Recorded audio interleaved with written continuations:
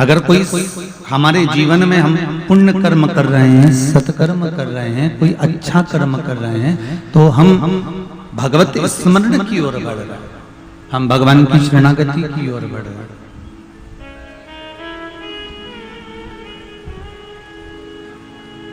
तुम रोज मंदिर जाते हो, रोज भगवान शंकर के मंदिर में जाकर एक लोटा पानी चढ़ाते हो, रोज शिव जी के मंदिर में जाकर पूजन करते हो, अर्चना करते हो, आराधना करते हो, शंकर जी के मंदिर में जाकर एक लोटा जल या एक पुष्प या एक बेलपत्र या एक चावल का दाना या एक फूल आप भगवान को समर्पित करते हो। और करते करते करते करते जब बीच में महीने, 2 महीने, 4 महीने, 3 महीने, 5 महीने बाद आपको अगर 2-3 दिन, 4 दिन, 8 दिन अगर भगवान के मंदिर में नहीं गए, तो भगवान से ये कहना कि मैंने कौन सा पाप कर दिया जो आप मेरा मुंह नहीं देखना चाहते, ऐसा मैंने क्या कर दिया। शिव महापुराण की कथा कहती है, आप तो अच्छा कर्म करते करते चलिए, अपने आप संसार सागर में जब व्यक्ति श्रेष्ठ कर्म करते करते आगे बढ़ता चले जाता है तो खुद ही श्रेष्ठ बन जाता है, किसी को उस पर टीका लगाने की जरूरत नहीं पड़ती कि यह श्रेष्ठ है। घर में 2-3 तरह की बहुएं होती हैं, 4 बहुएं हैं, 5 बहुएं हैं, 3 बहुएं हैं, 2 बहुएं हैं, सबका स्वभाव अलग अलग, सबका नेचर अलग अलग। अब कोई इतनी सेवा करने में लग जाती है, कोई इतनी सेवा करने में लग जाती है, इतने काम में लग जाती है कि घर के लोग कहते हैं हाँ वो बड़ी अच्छी है, कोई कहता है छोटी अच्छी है, कोई कहता है मंजली अच्छी है, कोई कहता है संजली अच्छी है।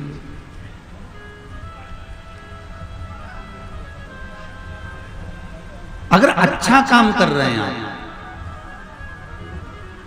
आप यदि श्रेष्ठ कर्म कर रहे हैं तो आप में खुद श्रेष्ठता है।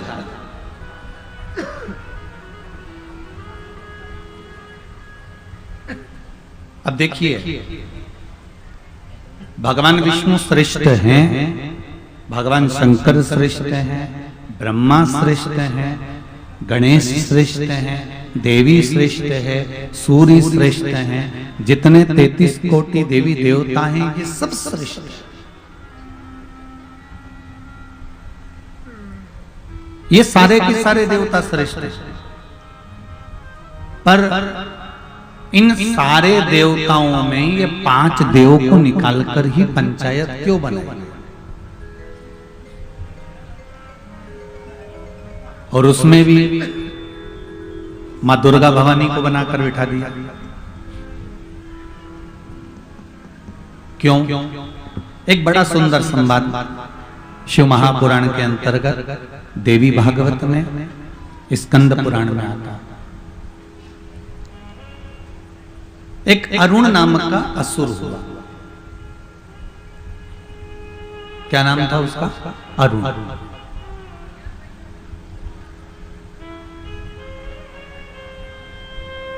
ये अरुण नाम का जो असुर था,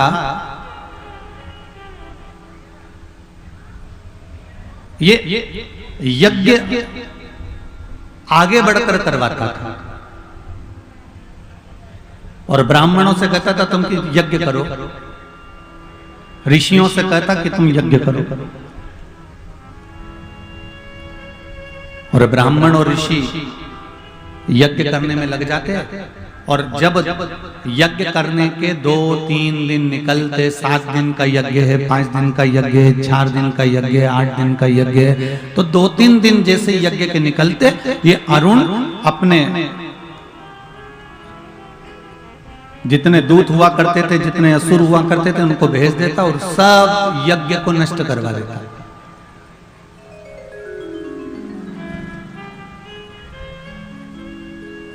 ऐसे संसार सागर में भी बहुत सारे अरुण असुर जैसे हैं।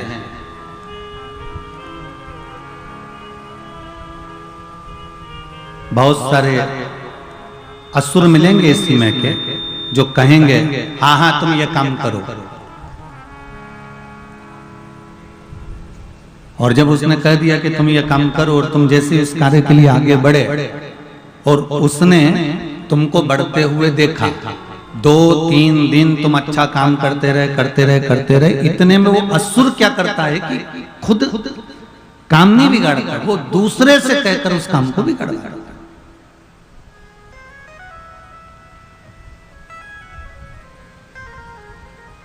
और ये असुर ढूंढने के लिए कहीं जाना नहीं पड़ेगा, तुम्हारे मोहल्ले में बहुत सारे असुर हैं ऐसे हैं।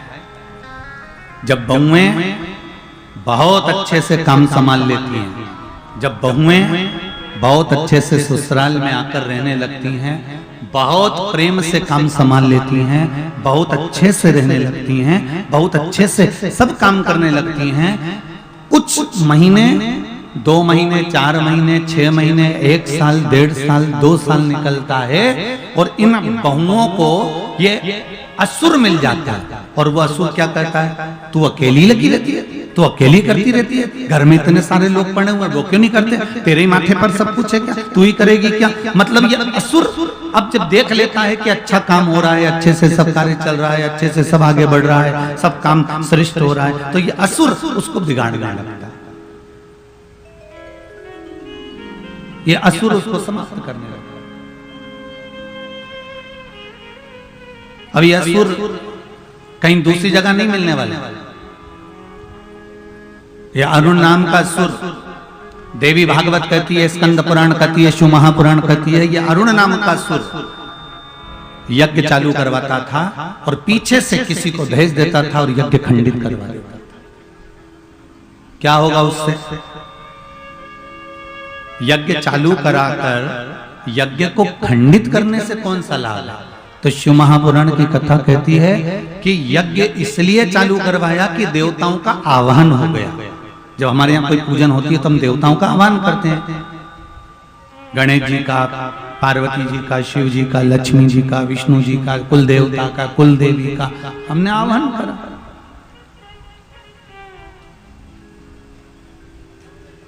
तो आवाहन किया गया मतलब देवता आ गए। अब देवता यदि आ गए और मेहमान तुम्हारे घर में आ गए और मेहमान को तुमने बुलाया 4 दिन के लिए और 2 दिन में मेहमान को तुमने भगा दिया, तो मेहमान जगह जगह जाकर कहेंगे कि नहीं कहेंगे, बुलाया था 4 दिन के लिए भगा दिया, दूसरे दिन बताओ पूछा तक नहीं, पानी तक नहीं दिया, भोजन तक नहीं कराया, चाय तक नहीं पिलाई, आदर नहीं करा, सम्मान नहीं करा, सत्कार नहीं करा, तो मेहमान चले गए। उसी तरह अरुण देवते ने, अरुण असुर ने, इस अरुण देवते ने ये विचार कर लिया कि यज्ञ तो चालू करवाऊंगा, अनुष्ठान तो चालू करवाऊंगा, पर आधे में सबको भगा दूंगा।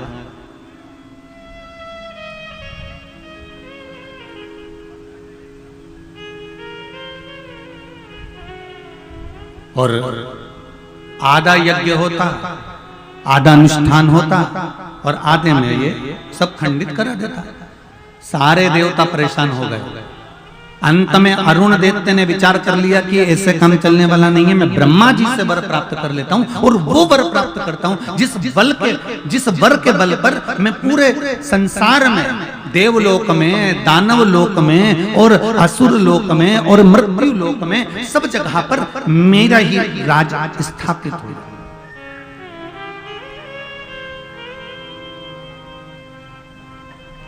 ब्रह्मा जी का तप करा और ब्रह्मदेव का जब तप करना प्रारंभ करा, ब्रह्मा जी प्रसन्न हो गए, प्रकट हो गए, मांगो तुम्हें क्या चाहिए। महाराज वर दे दीजिए। क्या वर? वर ये दीजिए कि मेरे प्राण न छूटे। ये राक्षस, असुर, दैत्य, दानव, असुर, राक्षस जितने भी ये दानव आदि कादिक होते थे, ये जो वर मांगते थे ना, उसमें सबसे प्रबल वर मांगते थे कि मैं मरूं ना, मेरे प्राण ही ना छूटे। कभी कभी हमारे भीतर भी राक्षस उत्पन्न हो जाता है। हम भी कभी कभी यही सोचते हैं, भगवान बस ऐसी कृपा कर दे मेरे प्राण नहीं छूटे, अभी थोड़े दिन और रह जाऊं, भगवान थोड़े दिन और बच जाऊं, थोड़े दिन और रह जाऊं। भगवान मन में सोचे राक्षस जैसा भाव मत लाओ। भगवान कहते हैं भाव लाना है तो ऐसा लेकर आओ कि सेवा करता छूटे जी मारा प्राण, ओ जी मारा सांवरिया। सेवा करते करते मेरे प्राण छूट जाएं, भगवान से ये प्रार्थना करो। भगवान से ये निवेदन करो कि मेरे सेवा करते करते, आराधना करते करते, भजन करते करते, कीर्तन करते करते, स्मरण करते करते मेरे प्राण छूट जाए। और भगवान से एक बात जरूर कहना, मृत्यु के समय पर सड़ाकर, शरीर को गलाकर, पलंग पर पटक कर मेरे प्राण मत छोड़ना। भगवान से कहना अगर प्राण छोड़ना तो मैं कहीं मंदिर में भजन कर रही हूँ, कथा सुन रही हूँ, स्मरण कर रही हूँ, संकीर्तन कर रही हूँ, मंत्र जाप कर रही हूँ, नाम जाप कर रही हूँ, भगवान तुम्हारा नाम ले रही हूँ, एक लोटा पानी मैं भगवान को समर्पित कर रही हूँ, मैं भगवान की भक्ति में लगी रही हूँ और भगवान के स्मरण में डूबी हुई हूँ और भगवान का भजन करते करते अगर मेरे प्राण छूट जाए, उससे बढ़कर कोई सुख नहीं होगा, उससे बढ़कर कोई आनंद की अनुभूति नहीं है।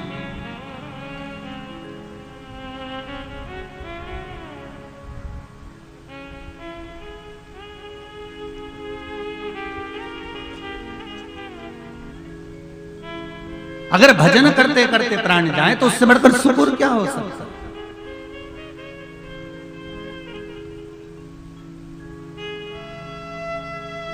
भजन करते करते अगर प्राण चले भी जाएं तो उससे बढ़कर कुछ सौभाग्य नहीं हो सकता।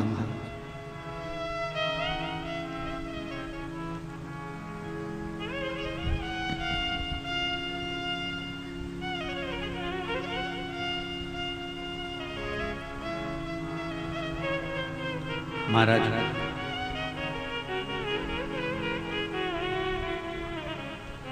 मैंने तेरे ही भरोसे,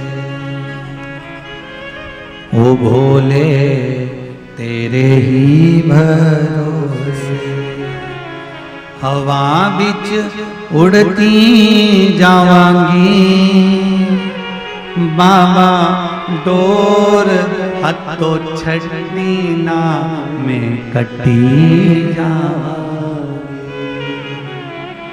भोले मैं तेरी पतन, सदगुरु मैं तेरी पतन, हवा बिच उड़ती जावांगी, बाबा डोर हथो छड़ी ना में कटी जावांगी।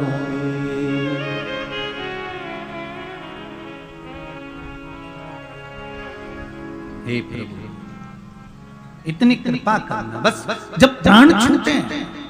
एक भजन आप लोग बहुत पहले गाते थे, शायद याद होगा आपको भी, हमको तो पूरा याद नहीं है, पर एक आध लाइन तो थोड़ी सी आप लोग भी गुनगुना लेंगे।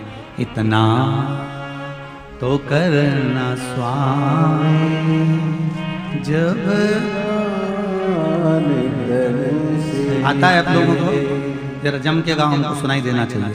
इतना तो करना स्वामी जब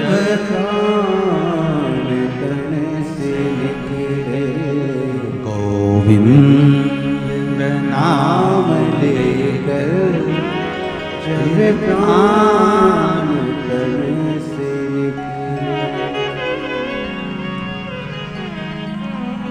गंगा जी का तट हो, यमुना का वट हो, मेरा सांवरा निकट हो, जब प्राण तन से निकले। महाराज हमारे हृदय की बात हम भगवान से कहते हैं कि ऐसी कृपा करना कि जब मेरे प्राण छूटे आप मेरे सम्मुख में हो, आप मेरे सामने।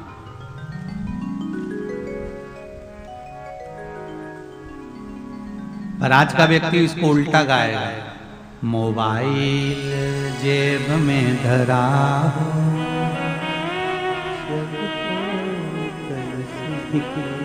जल्दी तो निकले, हेडफोन कान में लगा है? तो जाके प्राण तन से निकले, ऐसे निकल जाएंगे।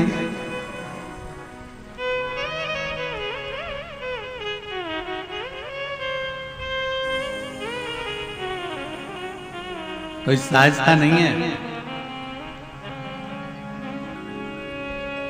वो दीदी ने लिखा है कि मेरा विश्वास इतना प्रबल हो गया है हम लोगों का कि ऐसा लगता है कि शिव जी से कहेंगे और हमारा काम हो जाएगा।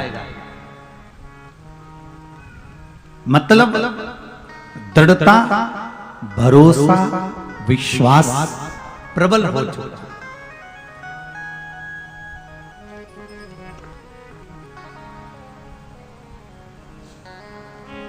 अब वो टूटने वाला नहीं है। आपका भरोसा, आपका विश्वास, आपकी दृढ़ता प्रबल होना चाहिए।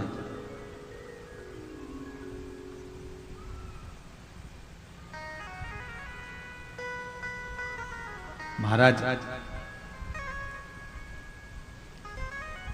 अरुण असुर ने ब्रह्मा जी से वर मांगा, मेरे प्राण ना छूटे। भगवान ब्रह्मदेव ने कहा ऐसा नहीं हो सकता, मरना तो पड़ेगा, मृत्यु तो निश्चित है, प्राण छूटेंगे ये पक्का।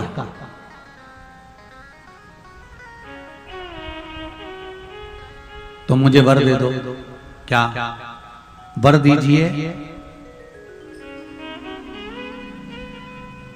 अगर आप वर देना चाहते हो तो ये वर दो कि पृथ्वी पर विचरण करने वाले 2 पैर वाले और 4 पैर वालों से मेरे प्राण ना छूटे। सब अच्छे से सुन लेना जरा। शिव पंचायत में दुर्गा जी को क्यों रखा गया? बहुत सावधानी से कथा सुनिए। आने वाली पीढ़ी, आने वाले बच्चे आपसे पूछेंगे कि शिव पंचायत में विष्णु जी थे, शंकर जी थे, ब्रह्मा जी नहीं थे, सूर्य नारायण भगवान थे, गणेश जी थे, तो दुर्गा जी को क्यों रखा गया? दुर्गा शक्ति का प्रतीक है।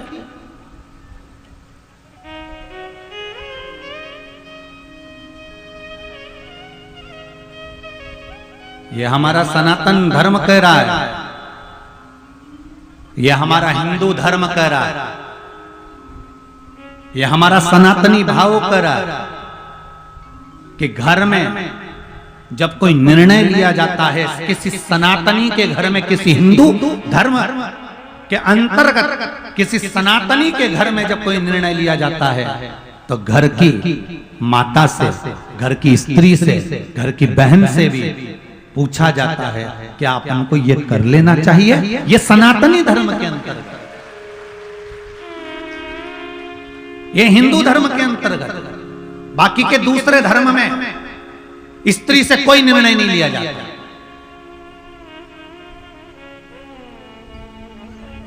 दूसरे धर्म के अंतर्गत स्त्री का कोई निर्णय नहीं माना जाता। दूसरे धर्म के अंतर्गत स्त्री से नहीं पूछा जाता कि तुम ये निर्णय देने के लायक हो, तुम ये निर्णय दोगे। पर केवल एक सनातनी धर्म, केवल एक हिंदू धर्म के अंतर्गत स्त्री से भी पूछा जाता है।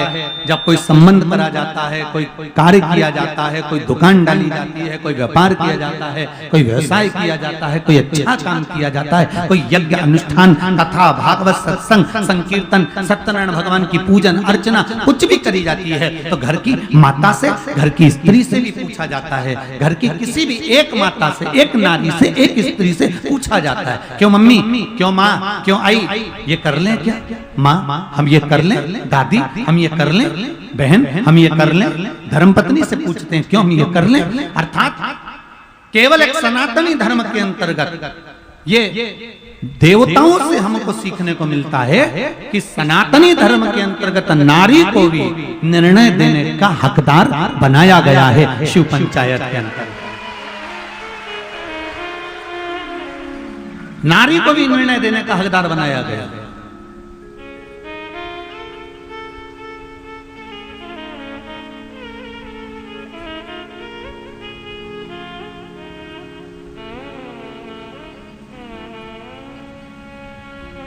बहुत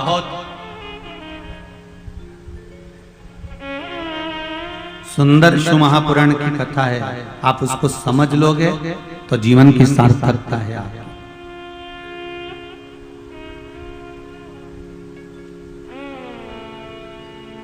पशुपति व्रत में जो 5 दिए लगाए जाते हैं, उन 5 दिए में सबसे पहला दिया ना तो गणेश जी का लगता है, ना विष्णु भगवान का लगता है, ना शिव जी का लगता है, ना कार्तिकेय का लगता है, न सूर्य देव का लगता है। पशुपति व्रत में सबसे पहला दिया, सबसे पहली जोत, सबसे पहली अग्नि मां दुर्गा के नाम की ही प्रज्वलित की जाती है।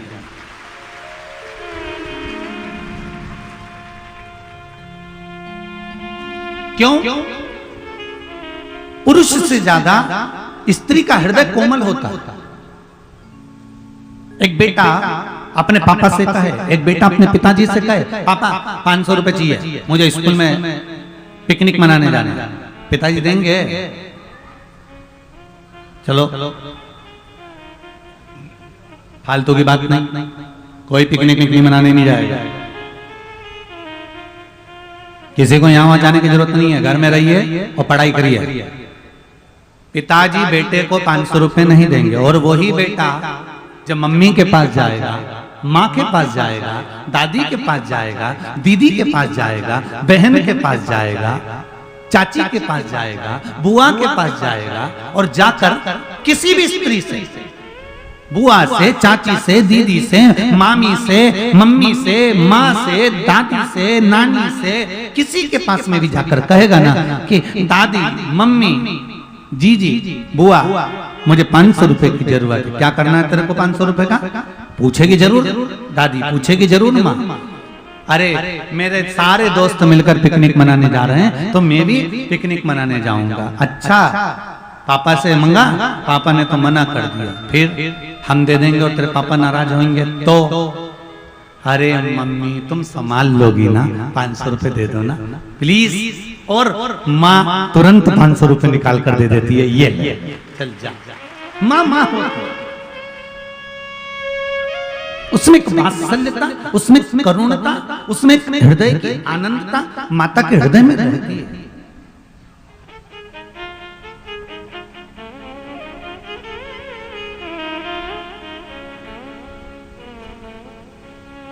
माँ ने तुरंत 500 रुपए निकाले और दे दिए। माँ ने 500 रुपए निकाल कर दिए।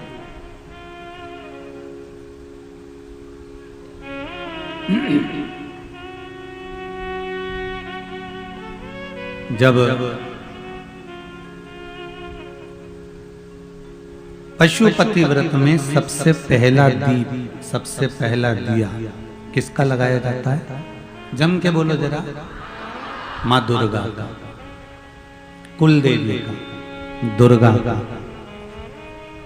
सिद्धात्री का, माँ बमलेश्वरी का, माँ तुल्या भवानी का, माँ चामुंडा का, माँ कात्यायनी का। जिसका तुम स्मरण करती हो, जिसको तुम भजती हो, जिसका तुम नाम जाप करती हो, उस देवी का दिया सबसे पहले लगाया जाता है। माँ दुर्गा का दिया लगाया। ब्रह्मा जी से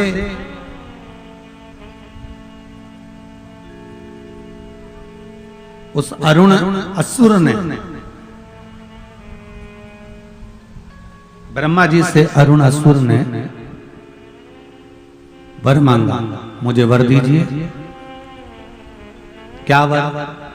वर ये दीजिए कि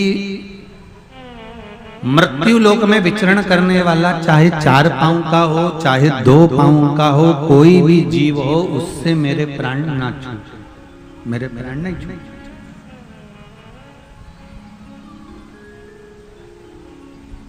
ये वर मुझे दे दीजिए।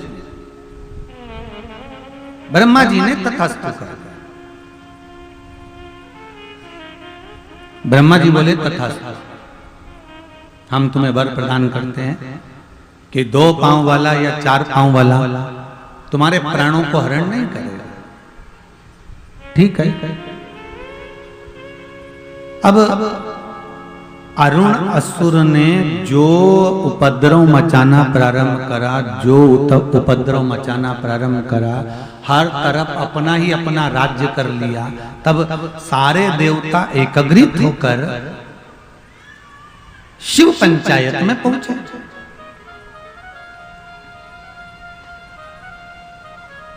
और भगवान शंकर के पास में जाकर उन्होंने निवेदन करा। शिव पंचायत में जाकर उन्होंने कहा कि हे भोलेनाथ, ये अरुण असुर को मारना है। आपकी पंचायत में, आपकी सभा में किसी में इतना बल हो जो केवल अकेला जाकर इस असुर का संहार कर दे।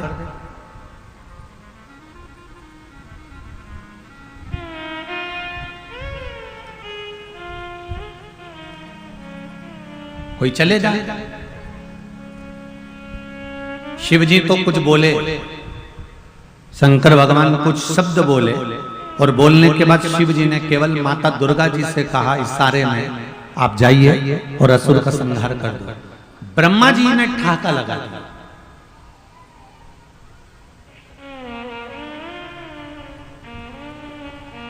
आप जब कोई अच्छा काम करने के लिए जाते हो ना, तो लोग तुम पर हंसेंगे।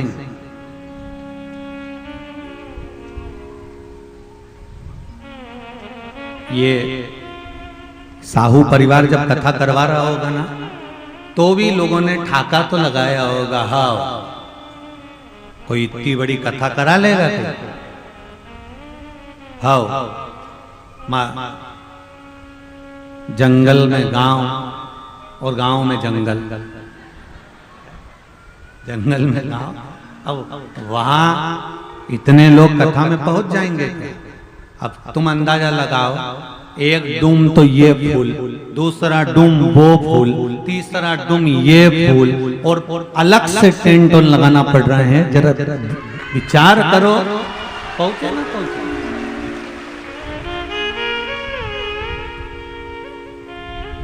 और जितने यहां हैं उससे दुगने पेड़ों के नीचे, कोई नीम के पेड़ के नीचे, कोई बमूल के पेड़ के नीचे, कोई कहीं के पेड़ के नीचे, कोई कहीं के पेड़ के नीचे, कोई छपरा के नीचे, कोई दुकानों पर बैठे हुए।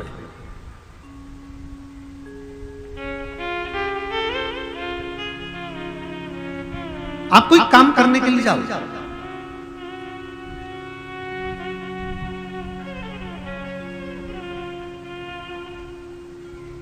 एक चिड़िया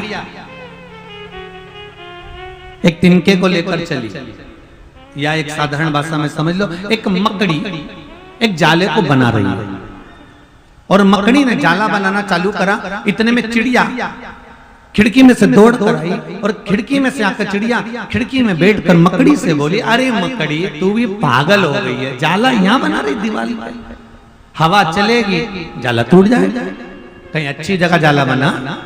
मकड़ी ने वहां जाला बनाना बंद कर दिया। अब गई तो दरवाजे के पीछे बनाने लगी।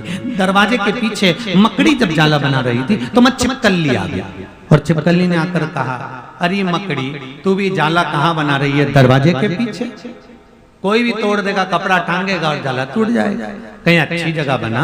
मकड़ी गई, दो दरवाजे के बीच में जो सरंग होती है वहां जाला बनाने लगी। इतने में चींटी आ गया, और चींटी ने आकर कहा, क्या मकड़ी जाला कहाँ बना रही है? तो बनाने के लिए कोई अच्छी जगह ढूंढना जहां जाला बनाना चाहिए। इतने में मकड़ी चौथी जगह पहुंची, और घर के बाहर एक चौखट के पास में जाला बनाने लगी। इतने में फिर चिड़िया आई, वहीं पर एक मक्खी बैठी हुई थी। उस मक्खी ने कहा मकड़ी से, क्यों इनके चक्कर में पड़ती है? तेरी मर्जी पड़े, जहां जाला बना ले, तेरा शिकार तेरे पास में आ ही जाएगा और तू सुखी हो ही जाएगा।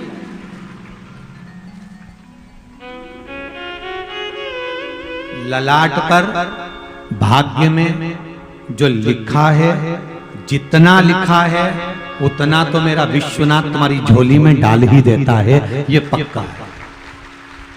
हाँ, तुम जो बेकार कर्म कर कर आए हो और वो बेकार कर्म तुम्हारा बीच बीच में जो अर्चन देता है, उस बेकार कर्म को तुम्हारा जो भजन है, तुम्हारा जो कीर्तन है, तुम्हारा जो मंत्र जाप है, तुम्हारा जो स्मरण है, तुम्हारा जो नाम जाप है, तुम जो शंकर की कथा सुन रहे हो, शिव महापुराण का स्मरण कर रहे हो, जो तुम भगवान का भजन कर रहे हो, जो तुम नित्य प्रति शिव जी को 1 लोटा जल चढ़ा रहे हो, शंकर का अनुमोदन कर रहे हो, शंकर का गुणगान कर रहे हो, तुम्हारा जो बेकार कर्म है, वो बेकार कर्म तुम्हारा शिव की भक्ति से वो कटता चलेगा।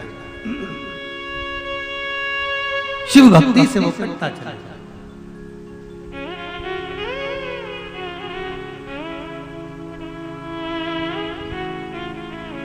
शंकर भगवान ने तुरंत माता पार्वती जी से कहा, मां दुर्गा जी से कहा, आप जा सकती हो? बिल्कुल। अकेली? बिल्कुल।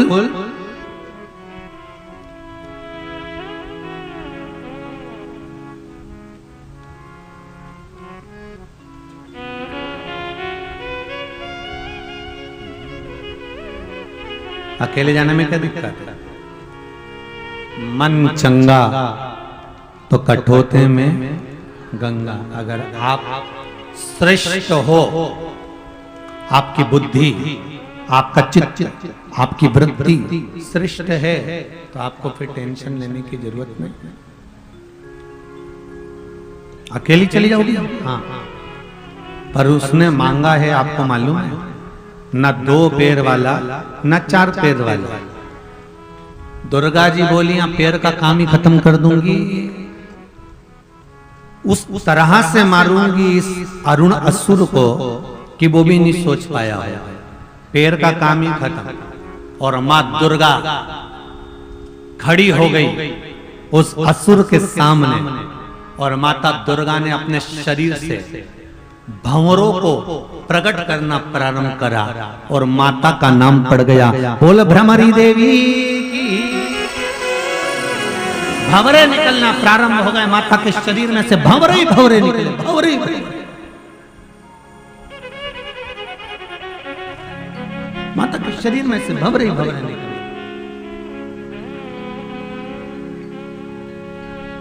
और जब भंवरे ही भंवरे निकलना प्रारंभ हुए माता के शरीर में से, खूब भंवरे निकल रहे थे, और भंवरों ने जाकर जैसे ही अरुण असुर के ऊपर आक्रमण करना प्रारंभ करा, अरुण असुर के प्राण छूट गए, क्योंकि इसने मांगा था 2 पांव वाला और 4 पांव वाला जो पृथ्वी पर भ्रमण करता हो, मैं उससे ना मांगू। अब ये पृथ्वी पर भ्रमण ही नहीं करता, ये तो हवा में उड़ता रहता है। भ्रमण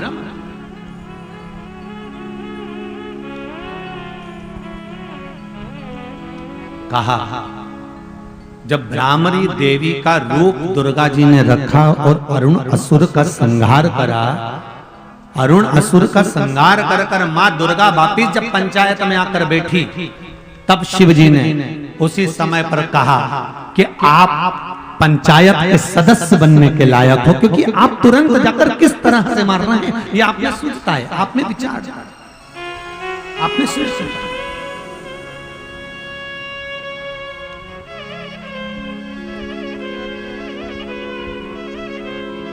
अब जाओ। फिर निवेदन करूंगा आप सबसे, अपनी श्रेष्ठता दूसरे को दिखाना नहीं है, हम अपनी श्रेष्ठता अपने लिए प्रकट करना है।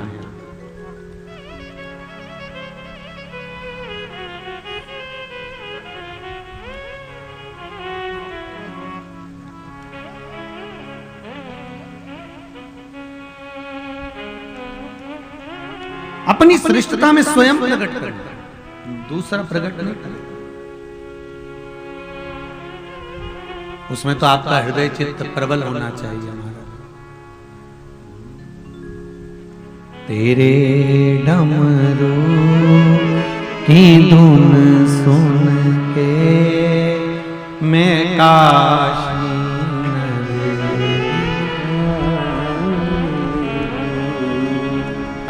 जो आदि शक्ति बैठी हुई है, मां देवी जो बैठी हुई है, वो कोई साधारण नहीं है। वो दुर्गा कोई साधारण नहीं है, वो दुर्गा कोई सहज नहीं है। महाराज, शिव पंचायत में माता दुर्गा भवानी के बैठने के कुछ कारण और हैं। पशुपति व्रत में पहला दिया, जो 5 दिए लगाए जाते हैं, उसमें पहला किसका है? जम के बोलो जरा, मां दुर्गा। दूसरा दीप पशुपति व्रत में जो दूसरे नंबर का दिया लगाया जाता है, वो दीप हमारे कुल देवी, कुल देवता, पितृदेव, आहुत देव, वासुक देव, जो भी आपके घर के देवी देवता हैं, उसके निमित्तार्थ लगाया जाता है दूसरा दीप।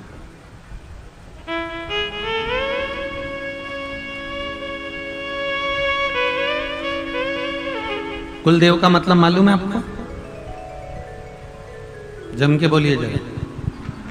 कुलदेव का मतलब मालूम है? कुलदेवी या कुल देवता का मतलब, कुलदेवी और देवता का मतलब होता है जिस देवता से या जिस देवी से आपका अधिक स्नेह जुड़ा हुआ हो, वो कुलदेवी या कुल देवता कहलाते हैं, जिससे आपका स्नेह जुड़ा हो।